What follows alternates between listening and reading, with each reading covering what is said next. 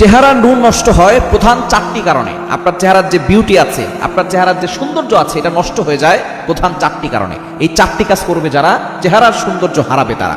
এক নম্বর হচ্ছে, যদি আপনি গুনাহের কাজ বেশি করেন, আপনার চোখের গুনাহ, গোপন গুনাহ যত বেশি বাড়বে, আপনার চেহারার সৌন্দর্য তত বেশি কমে যাবে। আপনি যত বেশি গুনাহ করবেন, মনে রাখবেন তত বেশি আপনার চেহারার সৌন্দর্য এটা নষ্ট হয়ে যাবে। বর্তমানে ইয়াং পিপলরা ঘরে দরজা বন্ধ করে দিয়ে, জানালা বন্ধ করে দিয়ে তারা গুনাহে লিপ্ত হয়, আর মনে করে আমার বাবাও দেখে না, মাও দেখে না। মনে রাখবেন, আপনার বাবা না দেখলেও, মা না দেখলেও, আপনার ভাই না দেখলেও আল্লাহ কিন্তু আপনাকে দেখছেন। এই জন্য সবসময় চিন্তা করবেন, আল্লাহ ইজ ওয়াচিং মি, আল্লাহ আমাকে দেখছেন। আল্লাহ ইজ অবজার্ভিং মি, আল্লাহ আমাকে অবজার্ভ করছেন। সুতরাং এক নাম্বার, যারা গুনাহ করে বেশি, গোপন পাপ বেশি করে, তাদের চেহারার সৌন্দর্য নষ্ট হয়ে যায়। দ্বিতীয় নাম্বার, যারা হারাম খাবার বেশি খায়।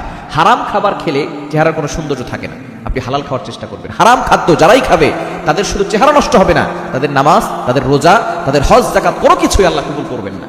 কারণ নবী সাল্লাল্লাহু আলাইহি ওয়াসাল্লাম জানিয়ে দিয়েছেন, লা ইয়াদখুলুল জান্নাতা জাসাদুন গুদিয়া বিল হারাম। যেই শরীরের ভিতরে হারাম প্রবেশ করেছে, ওই শরীর জান্নাতে প্রবেশ করবে না। সুতরাং হারাম খাবেন না। হারাম খেলে নামাজ, রোজা কোনো কিছু কবুল হবে না।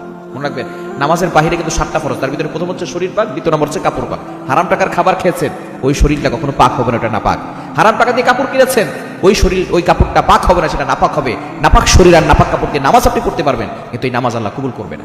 এজন্য হারাম খাবার খেলে চেহারার সৌন্দর্য নষ্ট হয়ে যাবে। 3 নাম্বার, অতিরিক্ত রাগ করে যারা, তাদের চেহারা নষ্ট হয়ে যায়। রাগ শয়তানের পক্ষ থেকে আসে। ধৈর্য ধারণ করেন।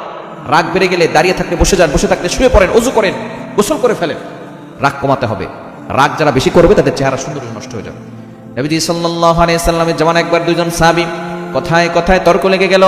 নবীজি বললেন, ও আমার সাহাবীর, এমন একটা বাক্য আছে, এই বাক্য যদি তোমরা পড়ো, তোমাদের রাগ আল্লাহ কমিয়ে দিবেন। সাহাবায়ে কেরাম নবীজির কাছে গিয়ে বললেন, ইয়া রাসূলুল্লাহ, ইয়া হাবিবাল্লাহ, কি এমন আমল আছে? নবীজি বললেন, তোমরা বলো আউযু বিল্লাহি মিনাশ শাইতানির রাজীম।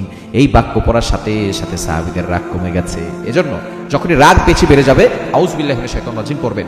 এই রাগ আপনার চেহারাকে নষ্ট করে দিবে। 4 নাম্বার হচ্ছে, মোস্ট ইম্পর্টেন্ট, সেটা হচ্ছে অতিরিক্ত রাত জাগা। যারা বেশি রাত জাগে, দেখবেন তাদের চেহারা নষ্ট হয়ে যাবে।